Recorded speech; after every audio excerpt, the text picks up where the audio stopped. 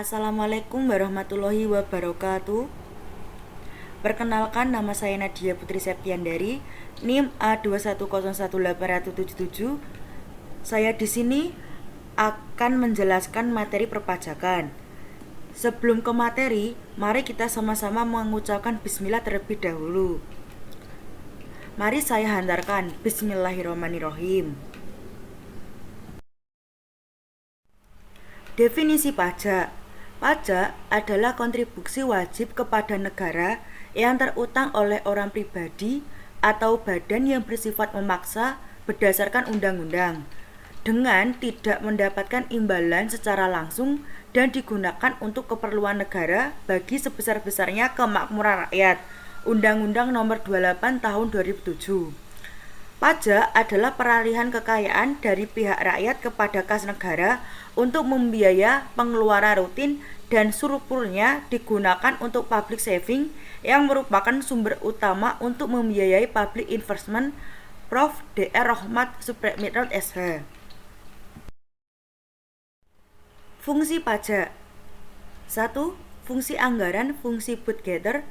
Pajak merupakan sumber pemasukan keuangan negara dengan cara mengumpulkan dana atau uang dari wajib pajak ke kas negara untuk membiayai pembangunan nasional atau pengeluaran negara lainnya. 2. Fungsi mengatur, fungsi regulasi. Pajak merupakan alat untuk melaksanakan atau mengatur kebijakan negara dalam lapangan sosial dan ekonomi. Fungsi mengatur tersebut antara lain: pajak dapat digunakan untuk menghambat laju inflasi. Pajak dapat digunakan sebagai alat untuk mendorong kegiatan ekspor seperti pajak ekspor barang. 3. Fungsi pemerataan pajak distribusi. Pajak dapat digunakan untuk menyesuaikan dan menyeimbangkan antara pembagian pendapatan dengan kebahagiaan dan kesejahteraan masyarakat. 4. Fungsi stabilisasi. Pajak dapat digunakan untuk menstabilkan kondisi dan keadaan perekonomian, seperti untuk mengatasi inflasi. Pemerintah menerapkan pajak yang tinggi sehingga jumlah uang yang beredar dapat dikurangi. Sedangkan untuk mengatasi kelesuan ekonomi atau deflasi, pemerintah menurunkan pajak sehingga jumlah uang yang beredar dapat ditambah dan deflasi dapat diatasi. Hukum pajak. Hukum pajak material, norma-norma yang menjelaskan keadaan, perbuatan, dan peristiwa hukum yang harus dikenakan pajak, siapa yang harus dikenakan pajak, dan berapa besar pajaknya.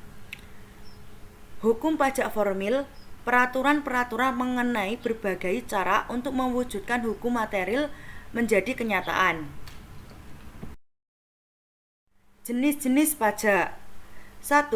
Jenis pajak berdasarkan sifat. Berdasarkan sifatnya, pajak digolongkan menjadi dua jenis, yaitu pajak tidak langsung dan pajak langsung. Pajak tidak langsung. Pajak tidak langsung merupakan pajak yang hanya diberikan kepada wajib pajak bila melakukan peristiwa atau perbuatan tertentu.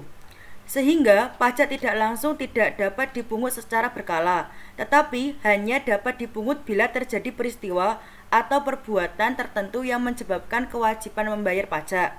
Contohnya, pajak penjualan atas barang mewah (PPNBM), di mana pajak ini hanya diberikan bila wajib pajak menjual barang mewah. Pajak langsung. Pajak langsung merupakan pajak yang diberikan secara berkala kepada wajib pajak berlandaskan surat ketetapan pajak yang dibuat kantor pajak. Di dalam surat ketetapan pajak terdapat jumlah pajak yang harus dibayar wajib pajak. Jenis pajak menurut lembaga pemungutan. Pajak pusat, pajak yang dipungut oleh pemerintahan pusat dan digunakan untuk membiayai rumah tangga negara pada umumnya. Misal PPH, PPN, PPNBM, PBB, bea material, dan bea perolehan hak atas tanah dan bangunan BPHTB. Pajak daerah, pajak yang dipungut oleh pemerintah daerah baik daerah tingkat 1, pajak provinsi, maupun daerah tingkat 2, pajak kabupaten atau kota, dan digunakan untuk membiayai rumah tangga daerah masing-masing. Misalnya, pajak kendaraan bermotor, PKB, pajak hotel, pajak restoran. Tata cara pemungutan pajak. Stelsel pajak. Pemungutan pajak dapat dilakukan dengan 3 stelsel, yaitu stelsel nyata, stelsel anggapan, dan stelsel campuran. Asas pemungutan pajak. Terdapat 3 asas pemungutan pajak, yaitu asas domisili, asas sumber, dan asas kebangsaan. Sistem pemungutan pajak. Terdapat 3 sistem pemungutan pajak, yaitu Official Assessment System, Self-Assessment System, dan Withholding System. Stelsel pajak stelsel nyata real. Pengenaan pajak yang didasarkan pada objek yang sesungguhnya terjadi. Misalnya PPh, maka objek pajaknya adalah penghasilan sehingga pajak dipungut pada akhir tahun setelah semua penghasilan sesungguhnya dalam suatu tahun pajak diketahui. Stelsel anggapan fiktif. Pengenaan pajak didasarkan pada suatu anggapan yang diatur oleh undang-undang. Misalnya, penghasilan suatu tahun 2011 dianggap sama dengan penghasilan tahun sebelumnya 2010. Sehingga besarnya pajak terutang pada tahun berjalan sudah dapat ditetapkan atau diketahui pada awal tahun yang bersangkutan. Stelsel campuran. Pengenaan pajak didasarkan pada kombinasi antara stelsel nyata dengan stelsel anggapan. Misalnya, pajak pada awal tahun dihitung berdasarkan stelsel anggapan dan pada akhir tahun dihitung berdasarkan stelsel nyata. Sistem pemungutan pajak, Official Assessment System. Sistem pemungutan pajak yang memberi kewenangan aparatur perpajakan untuk menentukan sendiri jumlah pajak yang terutang setiap tahunnya sesuai dengan peraturan perundang-undangan perpajakan yang berlaku. Self-Assessment System.